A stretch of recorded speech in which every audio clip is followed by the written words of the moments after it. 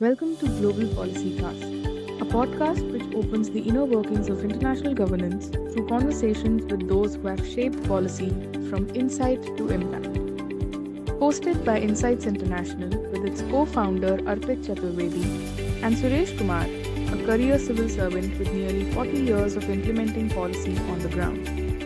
Global ideas, real governance. Welcome to Global Policycast.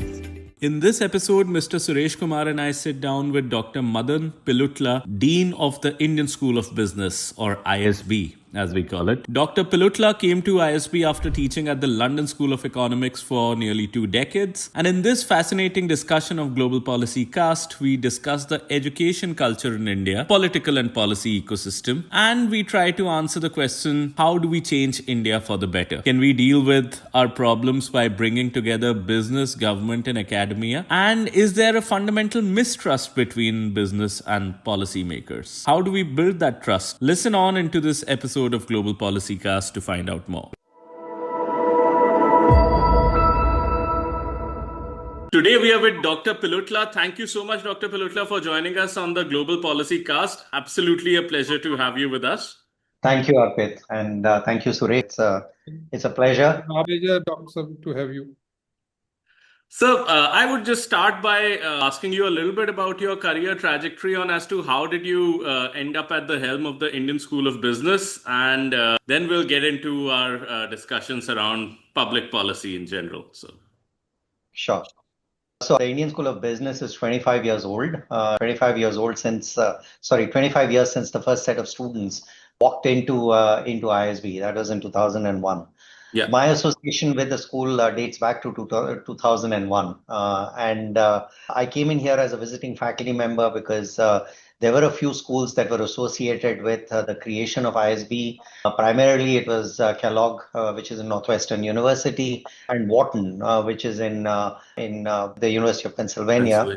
But the third partner who came in a little late, but was also my host school and where I spent the bulk of my career, which was the London Business School. So I came in here as a visitor to teach a class on negotiations in 2001. I continued to be associated with the school. And there was always a point at which I was confident that I would want to come back to India. And I thought that if I were to come back to India, the one school in which I would feel comfortable applying my trade, doing what I do, would be the Indian School of Business. It's quite a unique school in the Indian context. And I just felt that that was the best fit for me. Before the London Business School, I'm a very traditional academic, the way that Indian males, usually of my generation, I'm going to be 60 soon in about like a week or so. You did well in school, you end up doing engineering or medicine, so that was what, and I was a very obedient child. So I did engineering. I went to BITS Pilani. Immediately after BITS Pilani, I went to XLRI Jamshedpur. And after XLRI Jamshedpur, I briefly considered a career in corporate, so I joined ITC, but felt at that point in time that maybe it was better for me that I studied a little further and then see what life is going to throw at me, right? So went for a PhD in business went to the University of Illinois, and after a few years ended up in the London Business School, where I spent a lot of my time building up my research career and also my teaching career. Okay, so that's in a very short kind of a snippet my journey before I came to the Indian School of Business. No, thank you so much. And just wondering that Indian School of Business is such a unique sort of a model for India, because earlier business education was considered as something that was championed by these government institutions, the Indian Institute of Management, and some business schools at the IITs. How does from a macro perspective, how does an Indian School of Business do things differently, or how does it complement the already existing architecture of business education in India? IIMs are, of course. The IIMs are giant organizations, phenomenal in terms of what they've done and so on. But India also has a rich tradition of really good private business schools, right? So if you think about a whole host of schools that were in Bombay at during the time when I was when I was doing my MBA. So you had SP Jain and RC Monji, you had all of them. They were great schools. You had XLRI, which is where my alma mater, which was another Sure. tremendous school. So India had always had this tradition of high quality private business schools, right? So Yes. what at that time, I mean, so and this story goes back to about 1995, 1996, was when the then global head of McKinsey, Rajat Gupta, Yeah. was thinking about the ways that he could use his position to help India. So Mhm. if you listen to him, the way that he thought about it is, he said, I'm in a great position. I have the ability to bang a lot of heads together and to Sure. create things which might be very helpful to India. And the thing that came up for him was one of the two ideas. Okay, so the other we don't need to talk about very much because it's there, but it's not what I do. Is the Public Health Foundation of India was another, another thing Sure. that he created in India.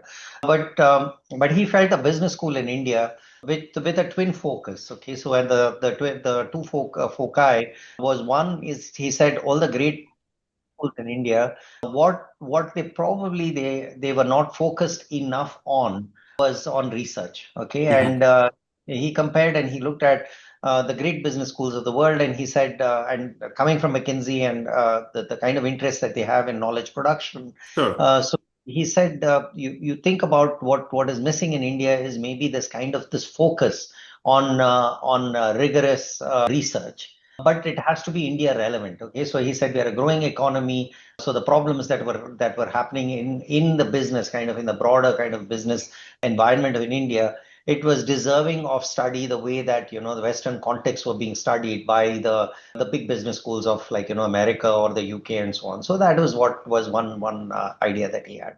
The second idea that he also had was this idea that India could become a talent factory for the world. Okay, so Mhm. and I mean, particular part, when we look at globalization and the kind of backlash against globalization, and particularly the free movement of labor, Yeah. that has put to that particular ambition. So while we can create talent, the fact that, are they as mobile as they were in the early 2000s? Maybe a little less so now. Okay, so all of that.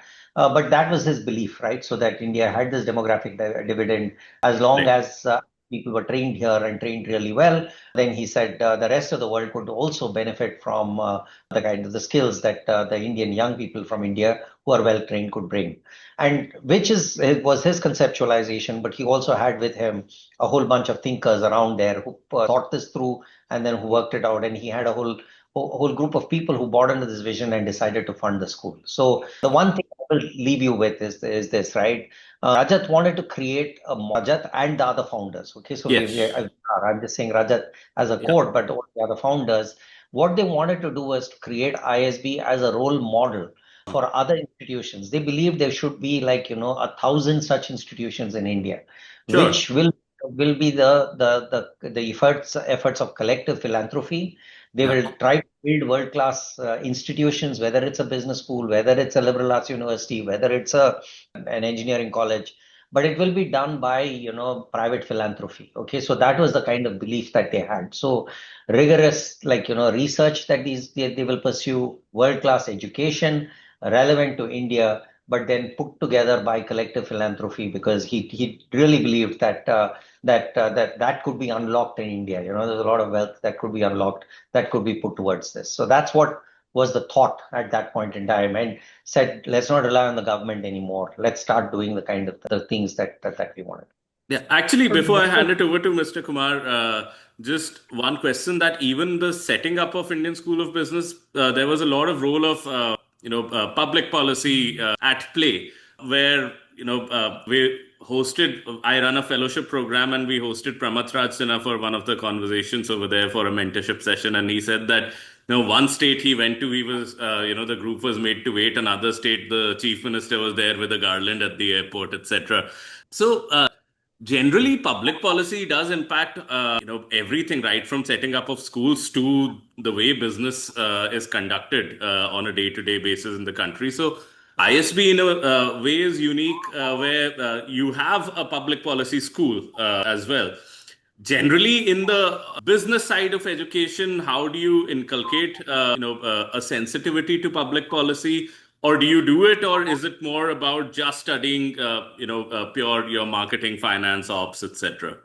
So one of the recognitions, I mean, Pramath, of course, is the other big figure in the history of the Indian School of Business, right? So you look at the recognition of the founders, and that has that has permeated every thinking as we move along in India, has been that given the the the size of the footprint of the government in various sectors in India, it's very necessary for any institution in India which attempts to have an impact for us to also take government seriously. Okay, so that has just been the kind of that the thought. Now, of course, we were at so we came into Hyderabad, and I think that's where your question really it really comes into. We came into Hyderabad. We benefited hugely from a very, very forward-thinking government here, headed by Mr. Chandrababu Naidu, who at that point, thought that government could be used as long as they were very clear about the policies that they had. They were very consistent in the policy regimes that they adopted.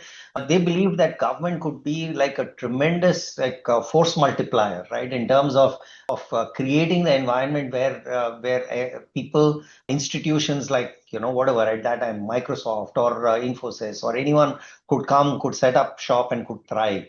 So Correct. they created that kind of an environment, and also they were very thoughtful people around them who were the bureaucrats at that time, or the consultants that they had at that point in time, who also understood what it meant to try to create an urban center, the issue of agglomeration, right? So try to bring it all together at one point in time, and then see what the growth will be. So they're very thoughtful people, and they put it all together. So ISB benefited from that, really. So Mhm. when we came in from there, of course, the government saw this as one of they looked at it and thought we'll be the anchor client for them in what was going to be the financial district and so on. And we Sure. turned out to be that, along with a few others that were out there. But we saw what the positivity that can happen when a very enlightened government it operates in that fashion in India. What can they do? How can they facilitate good things from us? Yeah. So good things happening. So that's that. I think we benefited from that, and we've learned from that, and that's why our interactions with government have always been one of productive interactions. Our interactions Yes. with policy have also been very productive ones, and they've been very honest ones, right? So because I don't think there's anyone who comes to ISB to have conversations with people in ISB to say, I'm looking for X answer and I want you to give that. Okay, that is No. not Yeah. never been the way that ISB has operated. Yeah. So people know that, and that's the reputation of ISB. And so I would say that that's what it is. It really came down to us benefiting from that kind of clear-sighted policy, and us thinking that that these are benefits we can document, these are benefits we can study. Then this is something that we need to do quite a lot. Yes. And to my question that, to what extent do you include public policy education in your curriculum beyond, let's say, the policy program? Let's talk about the, pure MBA programs. To what extent is public policy studied or taught? So, I mean, I had an occasion. So recently we've been having many conversations about the way that we want to expand public policy, right? So we want to be thinking in terms of what do we do by to make it more kind of mainstream in the way that different people going into other professions also they get exposed to it. So what are the classes that we need to put into our MBA program and so on? Not Yes. MBA, sorry, I take that back. Our PGP program, because we have to be clear, we have a It's program which is PGP. called Yes. the Yes. PGP program. So what are the things that we do there? But is there a possibility for us to be thinking in terms of creating programs exclusively for that? And we have, right? So we don't have a school of public policy, but we have the Institute of Public Institute of Policy, Public Policy. Yeah. which runs programs. Okay, so it runs different programs, and those are the Sure. programs that get seeded back into our regular PGP. Mhm. So So our students usually they end up doing they take most of them they end up taking two concentrations, right? Okay. So strategy would be one of them, finance would be one of them, marketing would be one of them, public policy is one of them. Okay, and Okay. what the most recent batch that is graduating, what we looked at is that the numbers there are quite interesting. The number of out of 800 people that are there in the batch, about 100 of them are taking public policy as one of their two concentrations. So you can look at and say Interesting. Yeah. that's pretty good, right? I mean, Yeah. that's for a person who's come for a postgraduate in business, for them to end up taking a concentration in public policy is really good. So that's it. It tells you how central policy is to what we do in the school. Yes. No, absolutely. Absolutely. Over to you, Mr. Kumar. Thank you, Madan. Thanks for your comments. Your initial comments said that ISB is a unique kind of institution. It was of the first few based on collective philanthropy. But do you think the school based on or the education based on collective philanthropy is a sustainable model as the education policy stands today? I mean, you must have seen and you must have heard about, I am sure ISB must have debated the new education policy. After ISB was established, and I was particularly involved in when your Mohali campus was set up and we were giving you the land and we were kind of making arrangements to start the Mohali campus. Now, there was a debate that this collective philanthropy model may not succeed. However, some new engineering colleges, some new institutions, even in Mohali, have come up. But do you think there is enough policy incentive and policy support for a collective philanthropy model of education?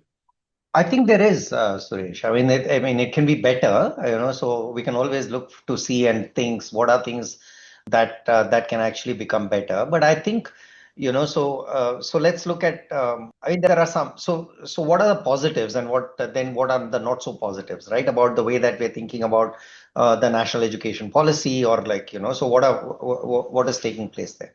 So the good things, which when we look at, is as a result of that, some of the simplification of some of the norms that the UGC has for the setting up of deemed universities or deemed universities in a distinct category, for example, right? So those ones, it allows for the creation of institutions or the conversions of existing institutions into degree granting bodies in ways that were not available before, right? So, for example, we don't need to go into the technicalities of it, but again, I'll just evoke, and I promise you I won't keep talking about XLRI, but XLRI has gone down the deemed university in a distinct category route. They just went down that particular path for an institution that's almost 80 years old, which was not in that particular path.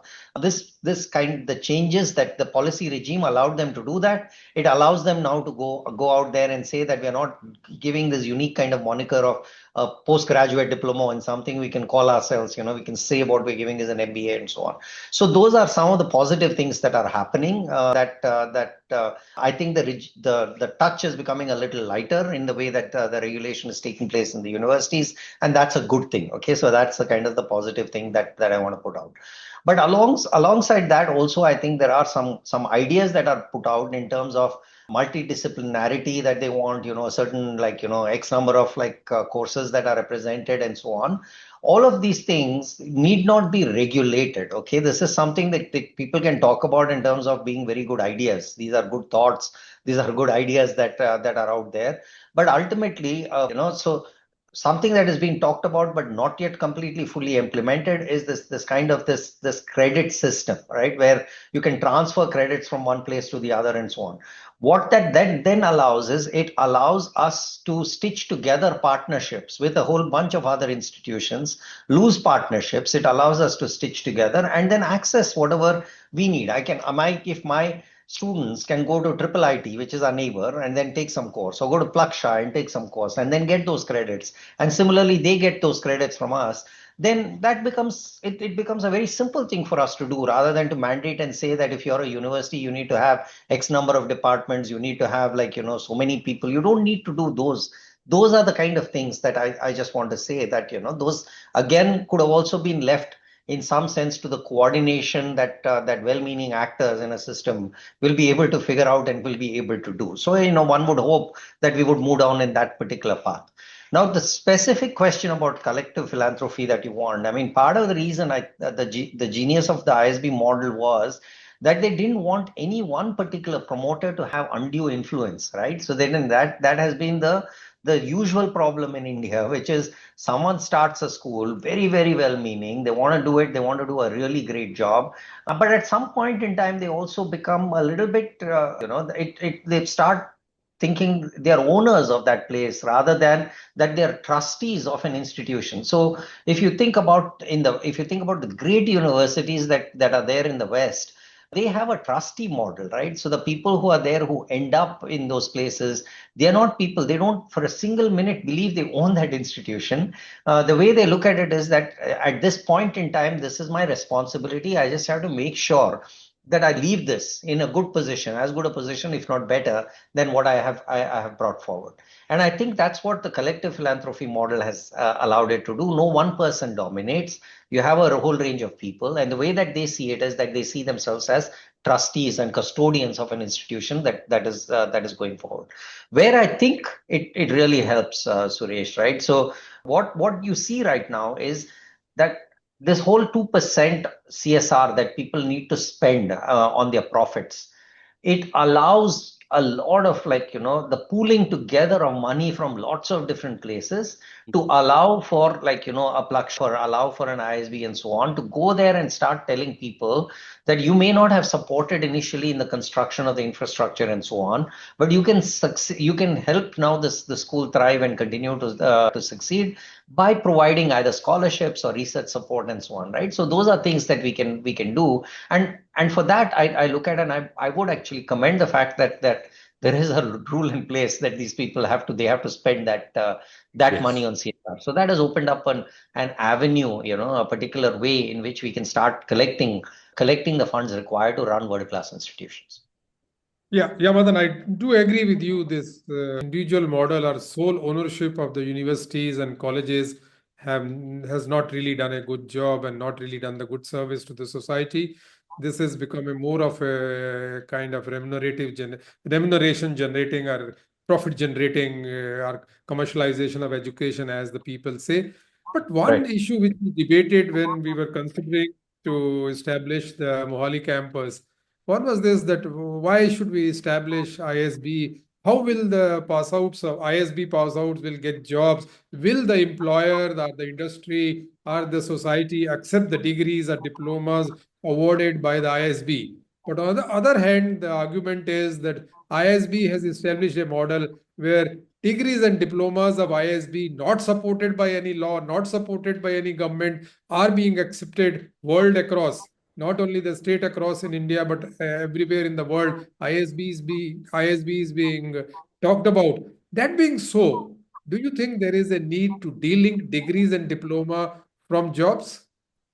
ISB has proved it, that degree is not important. It is the institution that matters. It is the merit in the candidate or in the student that merits. It's not the degree per se, that you should have a degree from X college or Y college. Is the credibility or the goodwill of the institution which matters. What do you say? I agree. I mean, I will, right, because I'm in ISB. I will agree with that proposition completely. But let me just go a step further, Suresh. I think while the ISB model has come some way forward in terms of saying that, as long as you prepare people, I mean, we also have to be a little careful. We have them only for a year, Suresh, right? So we also pick pretty good people to come in. I mean, let's also be modest in what our claims are. So some good people, really good people come in, and then it is okay. It is okay. Yeah. So so we take good people and then we help them, and then they go on and they thrive and they do a lot of great work out there. But I do think that the whole entire model of education all over the world is now ripe for disruption, right? So maybe not at the undergraduate level, maybe at the undergraduate levels, people will still, at the age of 17 or 18, they'll finish high school, they'll go for an undergraduate degree, so maybe that particular one is not yet ready for the kind of disruption that you're talking about. But I do think that postgraduate education is very ripe for disruption. I don't think that the luxury we've enjoyed, where we've taken people at the beginning of the year, we've taught them whatever a whole set of things for a whole year or for 2 years, and then they go out and they've gotten these jobs. I don't think that that is a model that is going to last for a very long time. I do think that what the world will be going towards is some kind of certification, whether it is like a degree or whatever it is, that people have like learned a certain set of skills. They can demonstrate that they've learned that certain set of skills, and then they can start deploying those skills as they move along, right? And what the undergraduate institutions and all will be focusing heavily on, more than even any kind of knowledge itself, will be helping people trying to figure out for themselves good learning habits. How are they going to learn? Because the world that they're going to enter into is going to be one where there'll be a lot of work that in the past we were doing ourselves as human beings are not going to be done by us at all. So then in that age, what is it that we need to do? Like critical thinking, good judgment, learning how to learn, learning new things. All of those things will be what undergraduate institutions will be doing, and postgraduate institutions will be picking up on some of them and honing a little bit of that. But also it will be immediately deployable skills where people will come when they want to. They might come for a month, they might come for 2 months, or they might even take them only online. So I think that is going to happen, and the amount of emphasis that we've had on the credentialing, that these, whatever our PGP was offering or whatever, like, an IIT was offering, or not an IIT will still probably still, but an IIM was offering, will become less and less relevant as we move along, where we can start measuring what people know a little, much, much more fine grained than what we knew in the past. Madan, I'll take you to another debate. I don't know how far you are aware of this debate, but as a bureaucrat, both in having been in government and outside the government, I've been privy to this discussion. This is business of business schools and the business of policy schools. There is a school of thought in the bureaucracy as well as in the policy makers at the political level, those who prefer business schools over policy schools. But ISB is a model where you are teaching public policies, you are offering courses in public policies alongside the PGPs and business management programs. Do you think these are complementary, or over the time, public policy schools are going to overtake the business schools? How do you see this debate? To me, I was in fact, last week only, I was in a debate. This debate was basically on what's happening in Punjab and what should be done. And there was clear thought that school of policies are doing more damage, business schools are preferred. But whereas when we discussed on the dais, and there were very many professionals on the dais, and they said no, the future lies in promoting public policy making, how to make the policies. We should have good policies, and good policies can give us good governance. So that's why there should be more focus on policy making. What's your take on the business school versus policy schools? So I don't think that the divide is that stark at all. Right? So the underlying kind of disciplines that are there in public policy and in business schools are kind of the same, right? So we look at and we think about where do we draw our inspiration from? We draw our inspiration from, like, so most of public policy or most of business schools, they draw their inspiration from the social sciences, right? So economics is one of those disciplines that we derive a lot of, like, our models, our ideas, our thoughts about. Sociology will be another kind of like a place in which we'll derive. Psychology is another one of them. So you think about each one of those disciplines, those base kind of disciplines that are there in the social sciences, and of course the tools that you have, the tools of logic, the tools of mathematics, and so on, right? So those are the ones that you keep applying in to your understanding of the problem. So I look at and I say that the divide is not stark.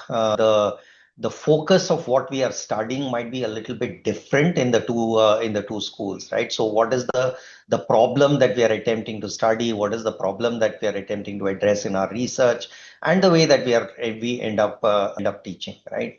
So, for example, Suresh, one of the things that I always get, and I get this because of our work with the Capacity Building Commission, we end up teaching in a lot of government programs, right? So, and one of the questions that keep coming to us is, why don't you situate your case studies in governmental kind of in government context? Why don't you situate like your examples in a government context and so on?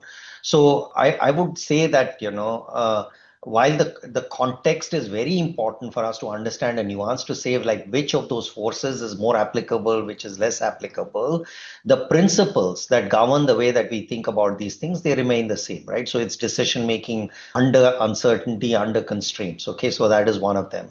It's the way, how do I align incentives? Okay, so that's the same kind of a problem that I'll be thinking about. How do I allocate resources that are like, for more that there are multiple kind of claimants for those resources, whether it is people or whether it is problems, but I only have a limited set of resources. How do I allocate these resources?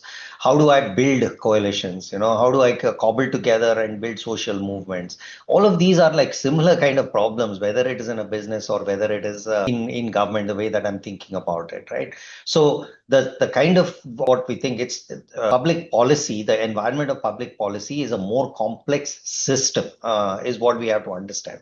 It's the complexity is a lot more, but at the end, people like you, thoughtful bureaucrats like you also simplify it in order to solve a problem, right? Because otherwise, if I take complexity in its entirety, then I'll just give up and go home and sleep. I'll say there's no way that I can solve anything here. So you break it down, you simplify it, and you say, okay, I'll tackle this aspect of it, I'll tackle that other aspect of it, and so on, right? So those are things, whether it is taught in a business school or taught public policy environment, they're roughly the same. Okay, so and I've not had any problem having cut all my teeth entire career spending in a business school. I've not had any problem in teaching in any of these government programs, because all it requires for me is to be able to try to understand where people are coming from. I won't fully know, right? I mean, obviously there is no comparison between somebody like me and someone who spent 30 years doing what they're doing, right? But my ability to abstract away from that and to talk about the principles and study those principles is what my ability and what I'll put down. That, by the way, was the thought. And I know you're asking this, but that is exactly the thought of why when the Mohali campus was set up. It was very clearly set up with the idea that we will also have like a large public policy presence, which today what I will be glad to say is that it isn't just in Mohali, right? And this, it's also in a Hyderabad campus. We have a big policy kind of like, setup that is out there. We work with, I don't know, how many public policy schools can claim that they work as much with government as we do, right? So the government of Telangana, the government of Andhra, the government of India, the government of Punjab, as you know. Most recently, we were like very instrumental in helping the Telangana write its vision document, right? So today I was in a meeting where one of those things that came out of that is about financial inclusion, and ISB has taken on that project to say, okay, now we said that this is what you need to do, this is the way you do it. We'll now help you formulate the policies, formulate the things that are required in order to do it, right? So I just came from an event where the chief secretary of the government of Telangana was there, and we exchanged an agreement with one another where we're going to do that kind of work. So I don't think there is that tension. Personally, I don't think that there is that tension. I tend to agree with you, Madan, but you provoked me to say anything before I hand it over to Arpit. Yeah. You see, we the bureaucrats are not policy makers. The policies are made at the political level, and the political executives are policy makers. But the way the politics of policy making is in our country is such that, and at least in my experience are nearly 4 decades, not many experts are consulted. History or the past is not considered, taken into account. The think tanks and the institutions, professional institutions, are not taken into account. What do you think is the role of institutions such as ISB, institutions such as IIM? There are many institutions of repute. There are very many big professional institutes or institutions of higher education which can play a pivotal role. But unfortunately, the policies which come up, whether rightly or wrongly, I'm not going into the merit of any policy, but the fact remains that professionals, the experts, the professional institutions have had a very little role in policy making in our country. What do you think institution like ISB can do in making the policies better, in making the policies more data-based, more evidence-based? Do you think they have a role? And if they have a role, the policies, the education policies, and the policies of the government should try and encourage that. Do you agree with that? Yes, but I think you're also being modest when you say that, we don't formulate policy, and you're certainly one of them.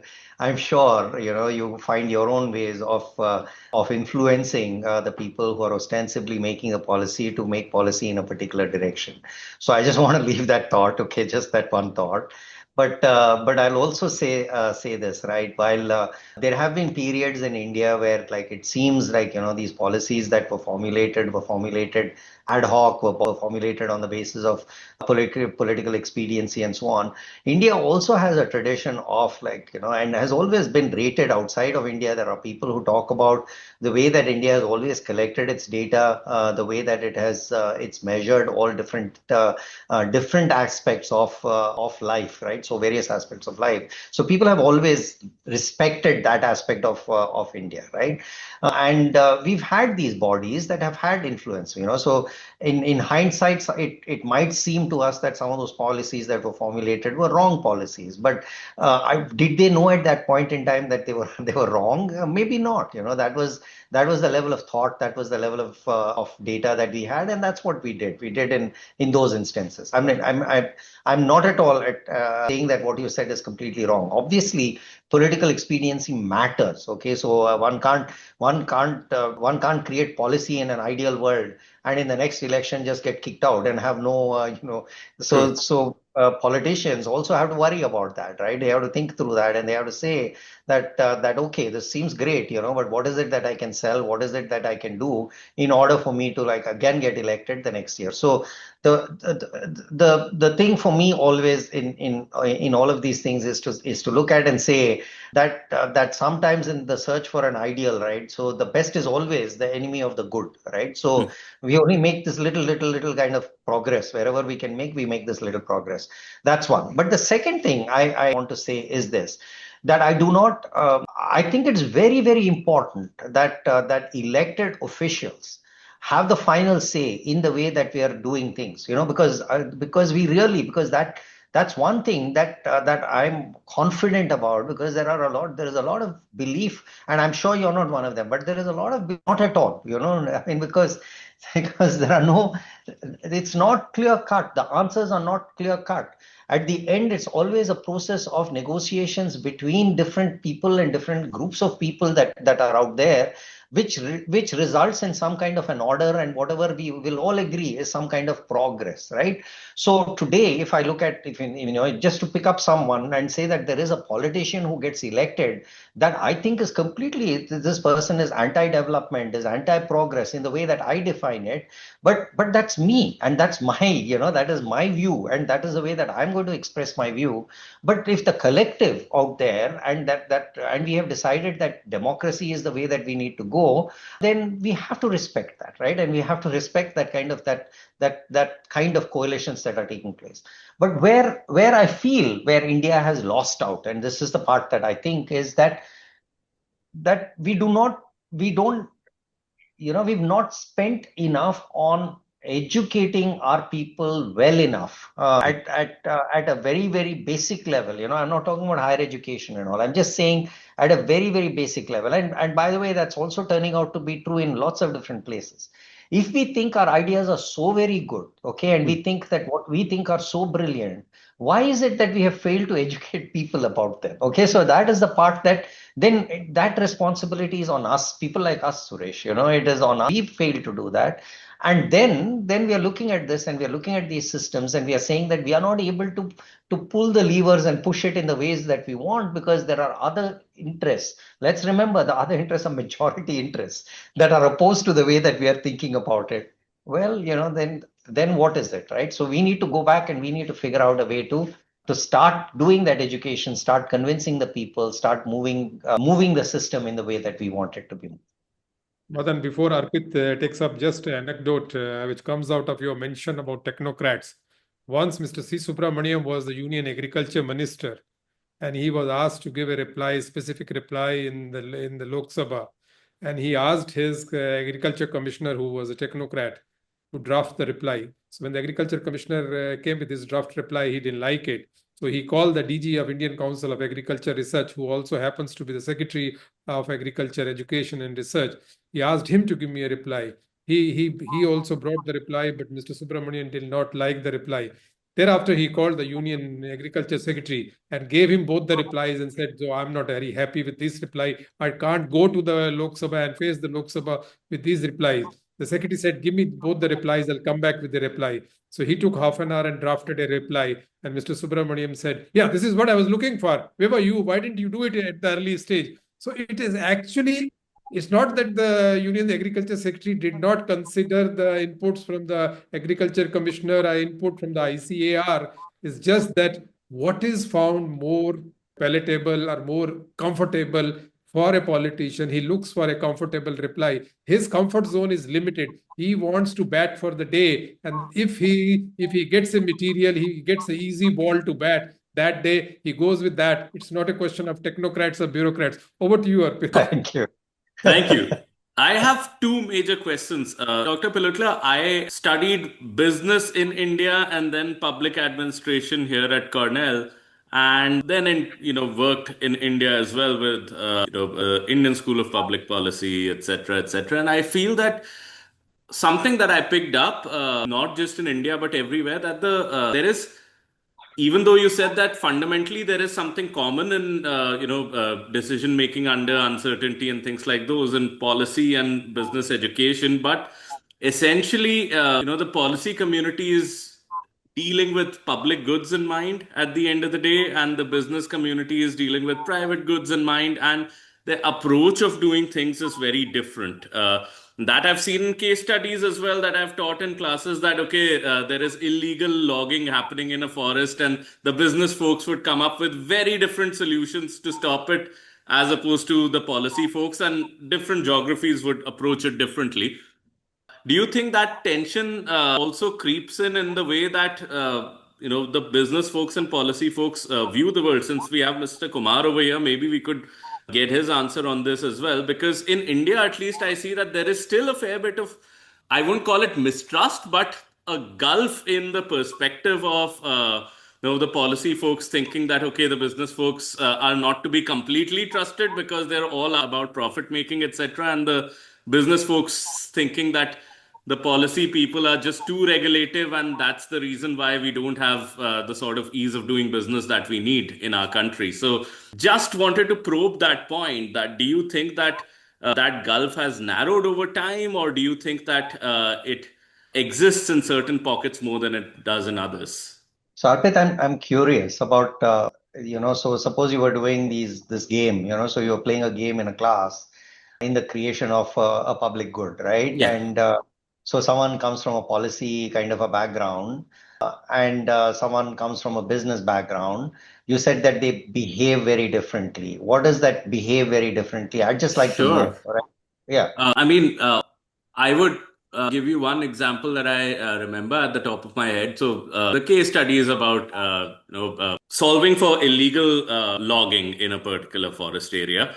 And some folks, let's say, would come up and say that, okay, we can use a lot of this, especially when I thought about it. I thought, since coming from India and we are a high human resource, rich country, I thought that, okay, or some students actually also said this, that we need to put a lot more forest rangers, we need an inspection mechanism, etc., etc. While others who were more from a tech background said that, okay, we need to use these technologies, etc. We could have these incentive points for local communities and bring them in, etc., etc. So very different approaches, and there were many of them. I'm just giving you the two stark examples there.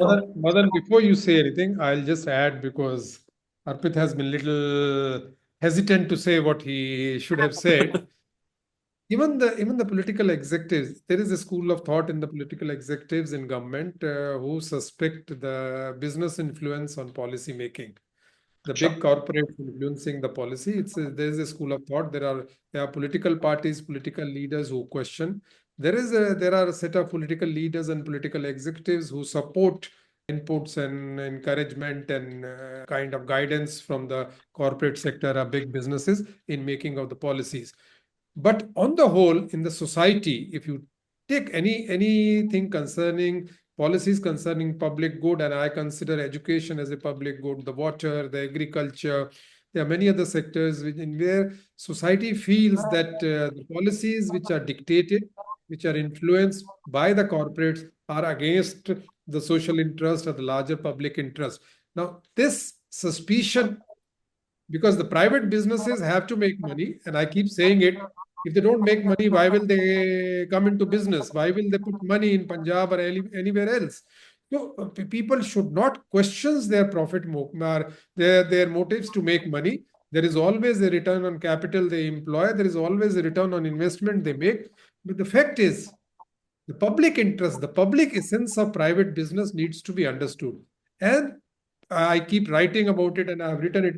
Private is not all that private. No private business can go against the public policy or public interest. Now, this particular thing, that a private business cannot go against the public interest, is not understood by our farmers, our youth, our society in general. And the point comes, Madan, what you have said earlier, and you have partly responded to this earlier, is that our society lacks awareness, lacks education, lacks understanding of business nuances, policy nuances. As a result, we face a lot of conflict. It could be conflict which may turn out to be a social conflict. It may be a policy conflict. It could be politics or a competitive politics which results into a conflict. But what do we do face? And as a bureaucrat, I have faced many times this question. No, this policy is not of the party or the government. This is a policy dictated by the farmers union. This is a policy dictated by a particular corporate house. No, these things do happen. But the question is, where is the solution? We cannot, in the era of globalization, we cannot ignore private sector, private investment, private capital. They, at the end of the day, they're all national capital. They are all public money. So public money invested for public goods or common good of the common man. If that is to be done, what should be done to see that the common man understands that we need private entrepreneurs, we need private businesses, we need policies that encourage private investment. Government has Mr. Kumar, before Dr. Piltulia jumps in on it, my question to you is that would you admit that not you particularly, but there's a fair bit of mistrust in the bureaucracy towards the private sector, is it? Yeah, there is because what has happened is post-globalization, while we are expected to be liberal, we are expected to make the rules which are pro-business, pro-trade, or pro-industry. We are expected to do that. But the basic rules of the games have not changed. The basic framework within which a bureaucrat has to function or a civil servant has to function, these have not changed. If today I start interacting with any of those trade and businesses, big trade and traders and businesses in Punjab or anywhere else, they will say this civil servant or this officer is mixed up with the business and trade. They don't realize that for me to make a good industrial policy, for me to write a good draft for agriculture policy or for water policy, I need to know the context. I need to know the stakeholders' viewpoints. I need to consult. Not farmers are not the only stakeholders. There are many other segments of society who are the stakeholders. But the rules of the game do not enable free and open discussion on policies with the stakeholder, where the bureaucrats need some kind of a protection. That's all. I think here that my feeling is, Madan, before you respond, I'll give you my opinion is the schools like ISB have a role to play. You guys can have free and frank discussion with all the stakeholders. And that's why I said the role of ISB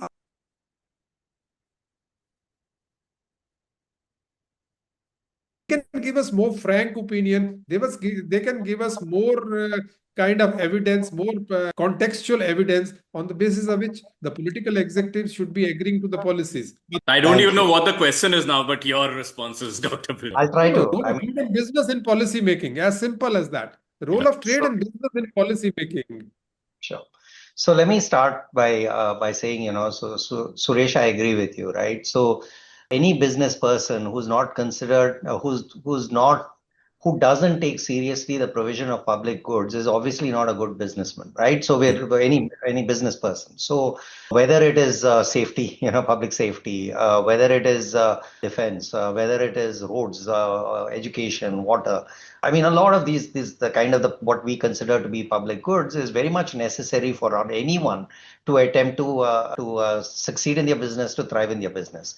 I also see a good policy environment. I would also call that a public good, right? So ultimately, that also is a public good that is out there. Similarly, there is no bureaucrat, and this is what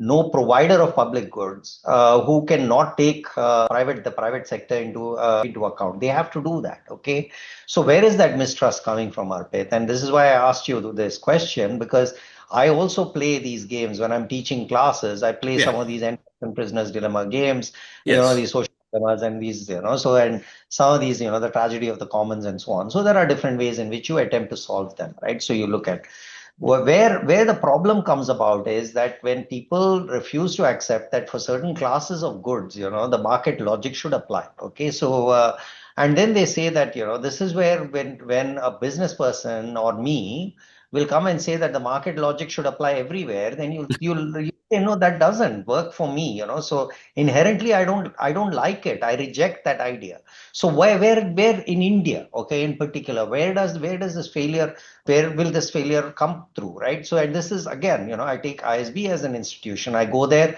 I went to the University of Hyderabad. I was talking about inclusion and so on. The person who invited me, okay, who was the dean of the business school, there was also the vice chancellor. The vice chancellor actually stood up and said, there's all fine and dandy. Then why are you charging 35 lakhs fees? Okay, you can talk about inclusion, you can talk about bringing people in. Why do you charge 35 lakhs for your PGP program? Sure. I said, a very fair question. Okay, so I'm not going to shy away from that question, but I also would like to say that you look at an MBA education in India everywhere and tell me that are we so far out of line? Because please tell me, what do you think the fees are in the IIMs? Okay, so just take a look and then tell me, okay, where we stand relative to other people. But the second thing I said is we also give scholarships to people because we also want, everyone else to join in this and to provide. But let me go back to my thing, right? So there in India in particular, and this is also right. So I come from a family, everyone went to, some form of education or the other. And there's always this kind of a belief in the family that I come from that and during the time when I was growing up, you got in either through merit or something called donation. Okay. And there was this immense dislike in my family for anything that resembled donation, right? So all of those, because you only have to get in on merit, and what is merit and so on, we can debate. Sure. So this is something, right? So education. If education is attempting to meet, if I'm going to only give education to the people who can really afford and who can pay a lot of money, then that's the market logic, right? And that people will reject and say that is like an absurd. You should not be doing that. Okay, for example. Similarly, when it comes to the provision of healthcare, where I end up saying that we'll only give organs to the people, who can afford it. Yeah. People will say, no, this is rubbish, right? So why is that? Because there are certain classes of goods out there in the world where people will say, I do not agree that the market logic should work at all, right? So maybe, so if there is a price that is out there, maybe there'll be a more efficient allocation in some definition of efficient, but this is something that we will reject because that is just morally wrong. It's something that we call sacred values or whatever. You can't do this. Sure. Now, this I think is the essence of that debate. Okay, this is where it really comes down to. Where do we draw, the kind of the boundary and say that these are things, okay, goods, services, whatnot, that should not follow the market logic. These are the things that should follow the market logic, and that's where the debate really comes about. Okay, and we'll say that so because we all can agree, we can all agree that gold should follow the market logic.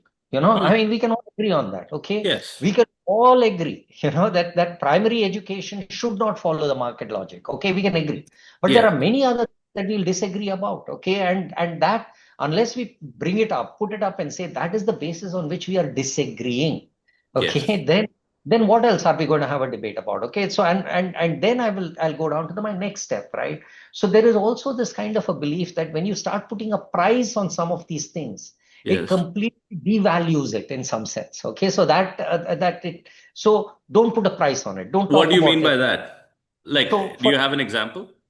So, for example, if I go and if I say right now there is a tremendous scarcity of blood. Okay, so instead of donation, what I'm going to do is I'm going to pay people for the blood that they are going to be giving in, and then Sure. people say that cheapens the entire blood Sure. donation is an honorable thing. It's a moral thing that I'm giving you. You give me 100 rupees for it, I will say go to hell, man. I won't do it at all. I would have done it for free, but you Correct. give me 100 rupees for it, I'm not going to do it, right? So Correct. that is what I mean when I think about, and I put it down and say that let us bring it to that level and have discussions on that, and to say where is it that we start drawing these boundaries? Where is it that we feel that? And I'm not saying that these boundaries are always sacrosanct. Okay. So a great example of this, a phenomenal example of this is Mahatma Gandhi with his salt march, right? So, and we all learned it in history, and it's much later that throughout my life I believed, of course, salt should not be taxed. How on earth is salt, right? Then later I reflect on it and think, what a pure genius move. Symbolically, he picked something. He said this should not be taxed. We all believed that it should not be taxed, but why not? Why, really, why Like there's not? a whole debate about water, right? A lot of bureaucrats and businesses think that water should be priced, and many people just think that it should not be. Morally, I feel that it should not be, but when I think, put up my rational hat, I'm like, could happen, should happen. Maybe. More than water, Arpit, the debate is on the freebies to agriculture, the farmers. That's the debate. Big one, yes. Whether market logic applies to the agriculture produce or not, farmers or not. That's something which is debated in this country. Yeah, so I mean, so that's the essence of it, right? So it really comes down to that. And can we then capture that? And can we, at least the disagreements, we might not be able to resolve it, but let's capture where we are disagreeing, right? And then say that, is there a way we can resolve it to some satisfaction, not to all, but to some satisfaction we resolve. Yeah. No, absolutely. Right, this way, Madan, at least we can take a conscious decision that we are disagreeing, but this is the way the contextual relevance is, or the contextual decision is. This is the way. Correct. But we can always record the note of dissent on the policy, but the policy has to be in larger public interest. Public interest cannot be ignored. Whether the market logic comes in or not, is relevant or not relevant, or can be applied or cannot be applied, that's for the governments to decide. But you are right. We can agree and disagree. Both way it works. One more question to you, Dr. Pillutla, is that my work otherwise, beyond the academic stuff that I do, my work is to advise businesses on political and policy risk. So I do that consulting. And we know that India, despite a lot of earnest efforts towards increasing its ease of doing business, we are still quite behind in terms of the global standards of that. And I feel that, ease of doing business in India eventually boils down to a problem of coordination, that it's just, that probably too many different stakeholders thinking in too many different directions. And what do you think is probably, your top of the mind 2-3 thoughts that India should do, or the Indian public policy should be thinking about in bettering the ease of doing business in our country? So see, again, this is not going to be incredibly well informed. So I'm just Sure. going to off the top of my head, I'm just going to say this, right? One of the things I've noticed across the board, whether it's not just policy circles across the board in India, I've just noticed that there is a tremendous hesitation to make decisions. Okay, so to act. So while you're calling it a coordination problem, and I'm sure it's a coordination problem, but there also is this belief that if I do something and that something turns out to be wrong, or turns out to be something that someone doesn't like, who's for different, slightly higher hierarchically, then I'm answerable to that. So let me dilly-dally, let me waste my time. They're not wasting their time. Let me ask a few people around, and then we figure out what we need to do and what we don't need to do. So I think that it comes from this hesitation on our part to make decisions without fully covering all aspects and covering my behind and so on.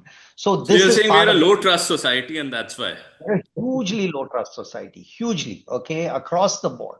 And I mean, you'll try everyone, anyone that you ask, they will probably, they'll say on average, what you're asking for, what you're asking me to do. If I do it, it'll be the right thing to do. But I don't know, this might be an exceptional situation in which I'll do it and then I'll get myself into trouble. Okay. So this is the kind of stuff.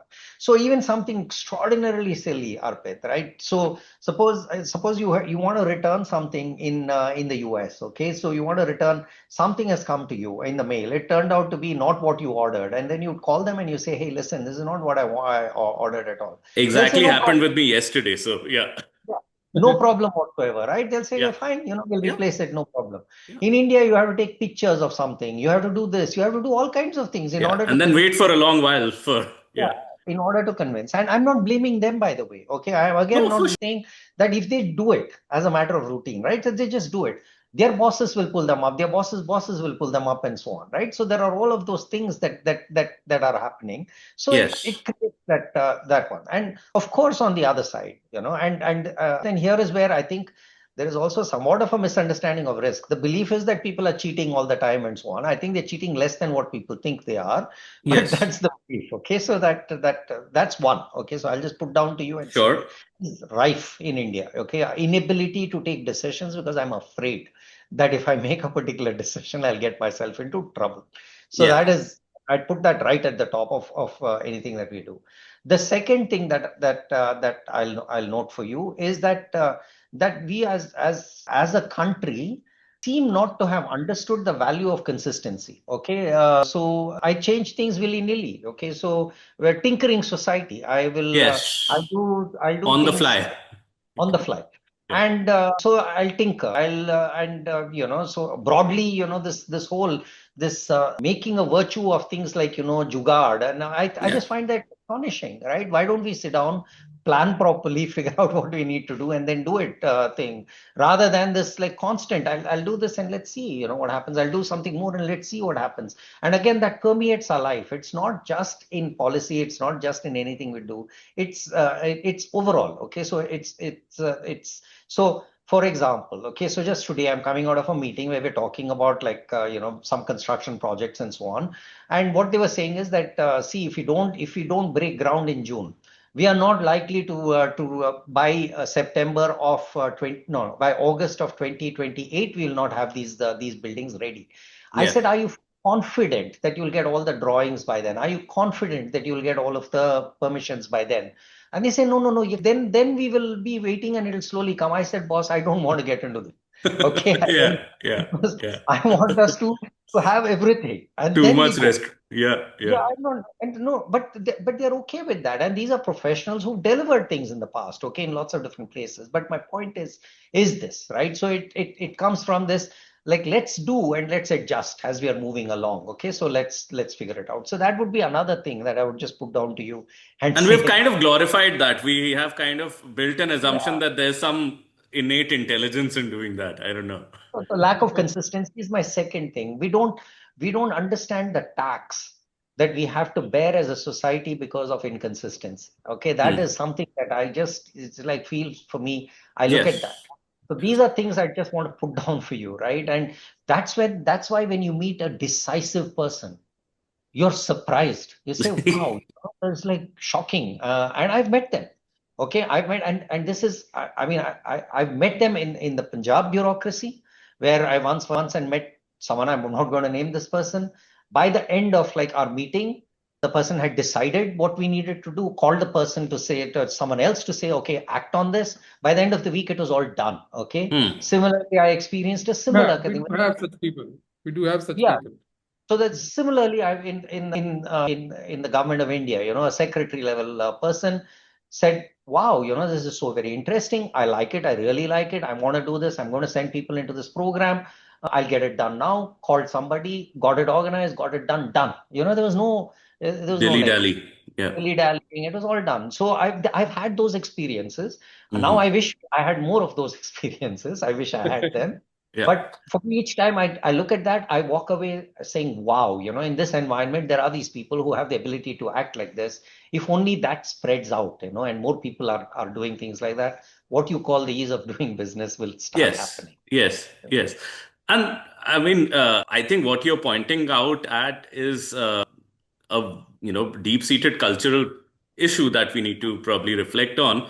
And since we have a business professor over here, I'm going to take the advantage of it and give you one personal experience that and get your views on it, and maybe even Mr. Kumar's, that not going to name that institution, a bookstore in India that I went to, privately owned, had a cafe. And typically what I've done is that you pick up some books, sit in the cafe, browse through them, figure out which one you like, and walk out. And in this particular bookstore, I did that.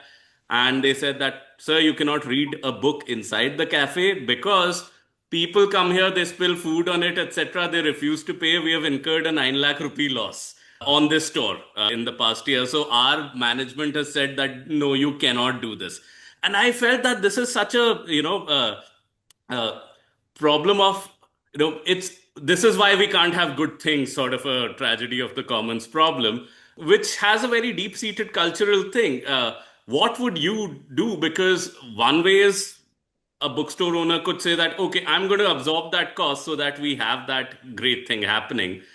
Another way is to just say that, okay, this is where we stand in our culture and we cannot have good things. What do you think about that?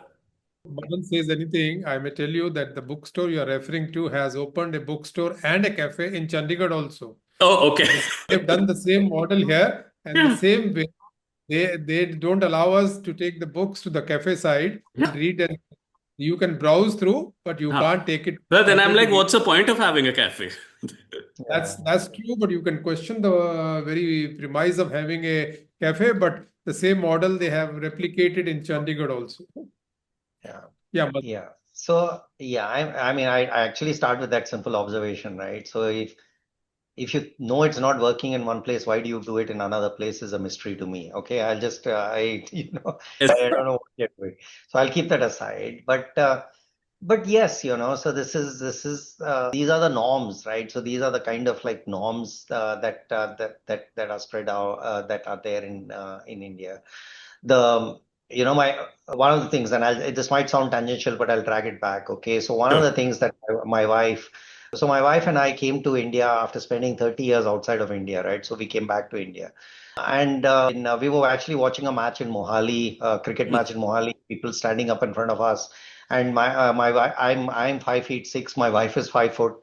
Everyone in Punjab is at least twice our height. Okay, so when they stand up, we can't see anything. There's nothing we can do. So she just got it. They will not listen. No, she was telling people off, right? So these people are all taller than her, bigger than her. She was just telling them off left, right, and center. And they were all okay. They were being sporting about it and all. But after some time, she gave up. And then people around her said, Madam. So I was looking at it and thinking, see, because we are afraid, right, of like setting these norms. And then the one person, courageous person, sticks their neck out and say, I'm going to try and enforce some norm here. Maybe they were treating you as a guest from outside, so they were being liberal to you. Otherwise, they won't care.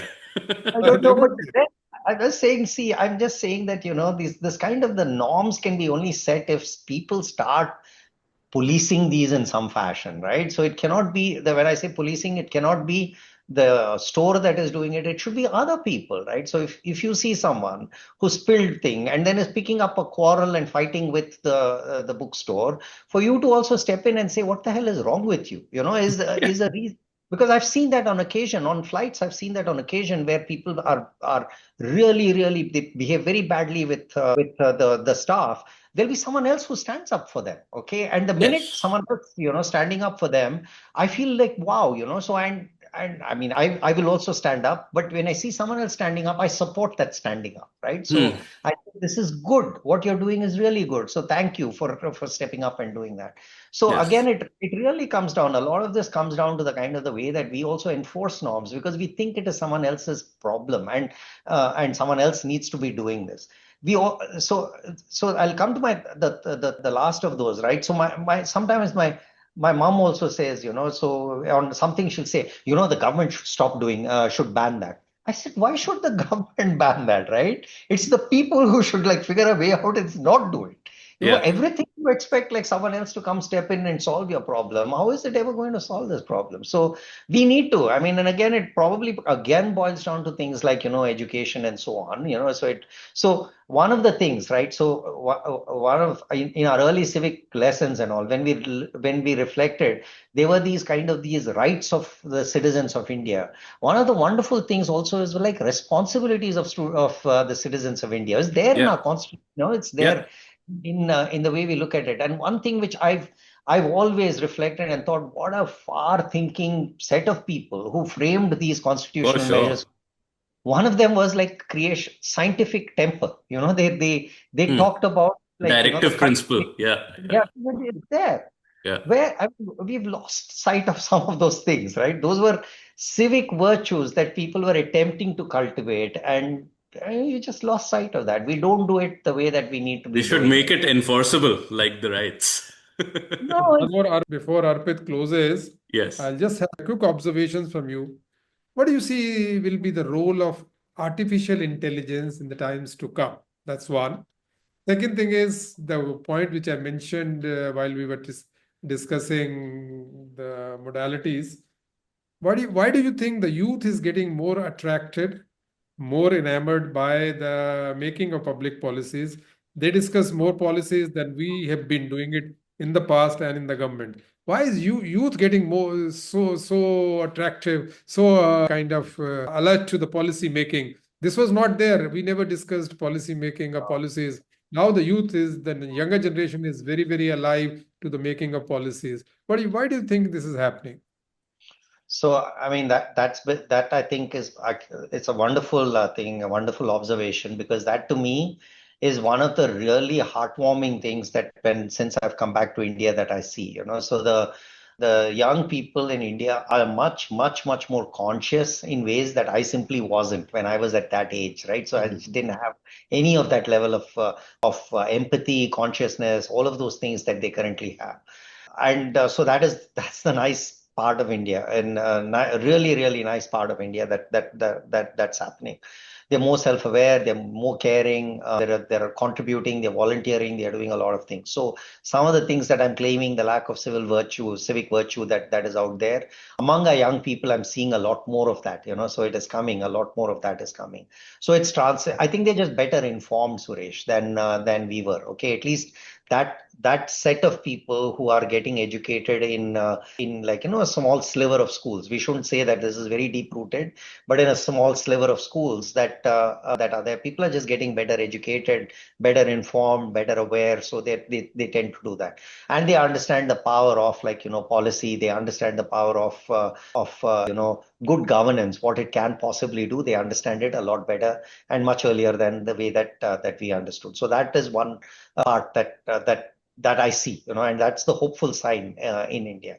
I also see that these are the people who are very quickly also gravitating to giving back to society in meaningful ways. Okay, so they are not just pursuing their careers; they're also doing a whole bunch of other things. So you're seeing that, so as a percentage, you see that increasing. Young people who've made money. I mean, we've seen so many examples of that. They're starting all kinds of like institutions all over India. So that's one.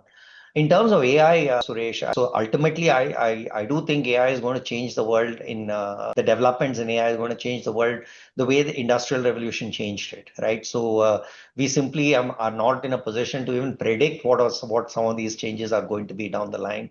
But I think that, we are living through the second Industrial Revolution in some sense.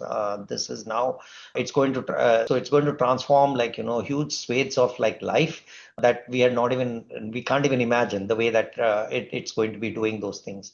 We can, I mean, in some ways for the good. Okay, so let's just put down what the good is. I do believe that like, a lot of like for us, what used to be the goal, what used to be the thing that only very rich people could afford, like personalized medicine, personalized kind of education, personalized a whole bunch of those things, that will now be available to a larger set of people than it was there in the past. Okay, so that one thing we want to put down. The second thing that is out there is that I think that in terms of scientific advances, particularly when it comes to things like drug discovery and discovery of like better kind of production of food and all of those things, AI is going to accelerate appreciate that. Okay, it's what may have taken. I think if we had this kind of capability that we currently have, even at the time of COVID, if we had that, the COVID vaccine would have been even faster than what. I mean, it was first of all, it was remarkable how quickly COVID the vaccine came into existence, but it could be even faster. Okay, so in the ways that these people are doing things, so I think those are the positives we're looking at. Like all of those things are the kind of positives. What do I think are the negatives? The negatives, of course, is that where is the world going to find the power to sustain this? Okay, because these are power guzzling kind of like technologies, right? So it's enormous amounts of power that it actually needs. The second of them is that all of these models are being built on data and being built on ideas that are very Western context or Chinese context. Where are the models that, base models that are happening in countries like India or in large parts of Africa and so on? So those are questions that we need to be thinking about, right? So is the world going to be homogenized in ways that we don't want? Okay, is a question that we will be asking. But the second and kind of a problem is that with the advent of any new kind of technology, there's also a tremendous amount of inequality that came about, right? So whoever was capturing those early kind of gains from those technology, they ended up appropriating a lot of those returns and then keeping a lot of it for themselves, right? So I do think that inequality, which has always been a concern in the world, will probably become a little bigger, will become a larger concern. And with that, then with that kind of inequality, that if you start foreseeing, then it'll start raising all kinds of conflict within societies that we need to be a little watchful for. So those are the things that I'll be looking at. But from my own micro world where I'm looking at, it is completely going to change the way that we educate, at least in postgraduate education, is going to change the way that we're going to educate people. I think this cohort-based education models that we are so very proud of, it probably is going to go away. Okay, in postgraduate education, it probably is going away. So you worried about digital divide in the society? Very much so. Very much so. Right. Arpit. So, yeah.